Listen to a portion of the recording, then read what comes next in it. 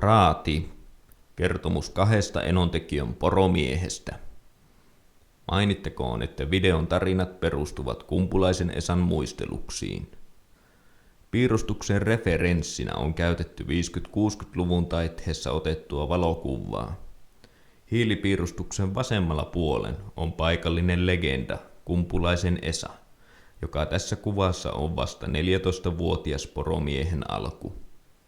Kumpulaisella oli tuohon aikaan vain muutamia poroja, mutta siitä on määrät lähtenyt sitten kasvamaan, ja samassa ammatissa hän on ollut yli 60 vuotta.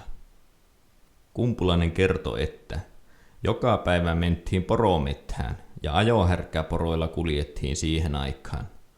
Talvisin kelkoista ollut tietoakaan, ja kulkuvälineenä oli aapajokilaiset mettäsukset, järeät sivaakat, jotka oli höylätty.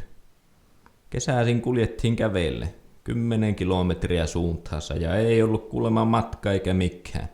Meno oli kevyyttä. Kenttärovassa oli kuulemma paljon juurakoita ja Kumpulainen ruukas kierpan kanssa tehdä aina tulet ja kahvistella. Mihinkään ei ollut hoppu. Tämän piirustuksen alkuperäinen kuva on kuulemma otettu tuolta Kokkokankaalta, siellä missä porot oli koko talven kenttärovan hallussa. Se oli tuon ajan varustus vähän erilaista. Silloin käytettiin paljon sarkavaatteita, jalkineena nutukkaita ja paulakenkiä. Lapimuorit oli niitä kenkiä neulonut, lehmän nahasta, ja lämpimäthän oli tietenkin piettää, kun eristeksi laitettiin heiniä sisälle.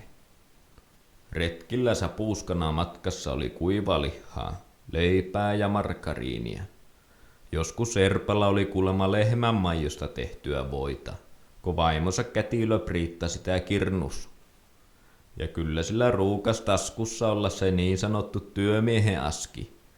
Paperossin lisäksi se poltteli semmoista isokoppasta piippua.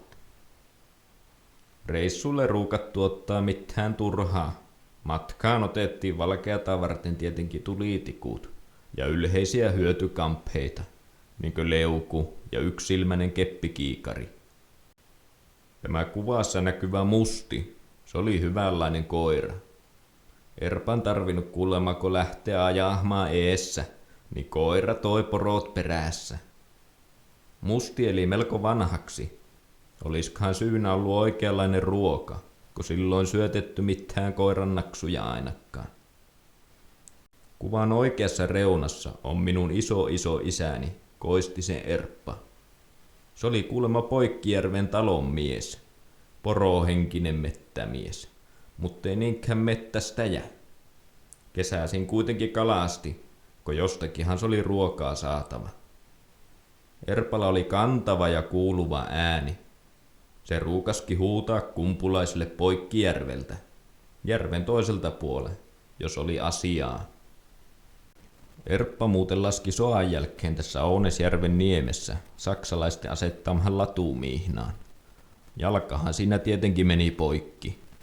Monissa kuvissa näkyvä sauva, se ollut kuitenkaan sen takia, ettei olisi ilmaan pystynyt kävelemään. Se oli taamuttu ja hirvaita varten, kun ne pakkas tulehmaan päälle. Erpan poikaa, Iiskoa ja sen takkahärkää oli kerran yksi iso hirvas kuulemma kantanut 2,5 kilometriä. Se oli repinyt kaikki vaatteet ja halkassut riukuvarsi saaphakki. Sitten kun se oli Iisko viimein saanut pikkupuukon tupeesta irti ja pistähyttänyt niskaan, niin siihen oli menohalut loppunut. Kumpulainen muistaa monta retkeä, mitä ne on Erpan kanssa tehnyt yhdessä tunturhiin. Kesällä tietenkin merkityshommia ja syksyisin porojen kokoamista. Yksi syystalven reissu oli jäänyt kuitenkin erityisesti mieleen, kun Erppa otti kiinni yhden Syväeinarin härän. Se ei kuulunut tänne, kun se oli tuolta Näkkälästä päin. Kumpulainen otti ja ajoi sen poron Erpan kanssa Muotkajärveen, takaisin Syväeinarille. Yön yli kuulemma oltiin Leevinhiljan, Erpan siskon tykönä, ja siitä aamulla lähdettiin ajamaan poroja. Erpalla oli liikahärkä. Liiassa reessä oli matkassa kaikki tarpeellinen. Retkikunta ajeli Äijäjoen seutua, rajaväylää alas, kun vettä alkoi sataamaan rajusti, ja se suvesi keli. Sae kasteli kaikki kampheet, ja oli pakko pysähtyä Haukijärven päähän mettähallituksen kämppään kuivattelemaan. Siinä oli pari päivää, ennen kuin lähtivät kiertämään taipaletta myöjen, jonka jälkeen hortoilivat jonkun päivän päästä takaisin kotiperäälle. Filus Edvard Erppa Koistinen kuoli Ounastunturin sijouskurhuun vuonna 1961. Lopuksi voisin vielä sanoa, että päivääkään en ole elänyt Erpan aikana. Silti näitä Kumpulaisen juttuja kuunnellessa ja piirustusta tehdessä tuntui niin kuin olisin aina tuntenut tämän miehen. Niin se on, että veri vettää pohjoiseen. Ei se ole ihme, että täältä pääsee oikein mihinkään lähölle. Mie kuulun tänne, missä minun juuret on, Käsivarren Lappiin, Enon tekijölle.